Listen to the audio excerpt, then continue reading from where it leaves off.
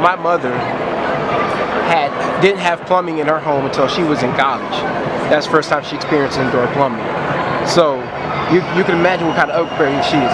So I'm literally the second generation out of post-civil rights. And my mother was alive. She wasn't like a baby at the time. My mother was a cognitive teenager, a young adult at the time.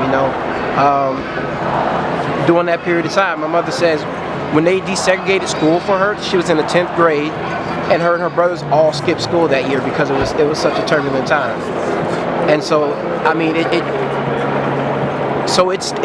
fresh, My mom, the feelings that I have now, my mother had those kind of feelings at her age, and of course those feelings are wrapped up along in blessings and loves that she's given me over the years, and it kind of affects the way that I see things now. I'm cautious about things. I'll look out for things that I shouldn't have to look out for. And Jim Crow is not something that happened 200 years ago. It's not even something that happened 100 years ago. It's something that happened while my parents, who are not even old people, were alive. They experienced it. So it's crazy. It's not even something you have to go to your grandparents. That generation is alive and well. People who were around and were bystanders for Jim Crow period, Jim Crow laws, advocates of Jim Crow laws, those people are alive and well. They're still young enough to move. This is not something that was like 5 generations ago where people are like, remember when this happened? This just happened. This is yesterday's news, and it's affecting today's news. And I love seeing how people are coming together.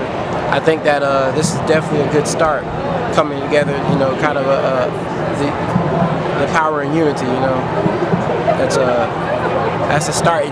Shows that hey, people aren't cool with this, and so hopefully a lot of people will see me and other people like me as nobodies.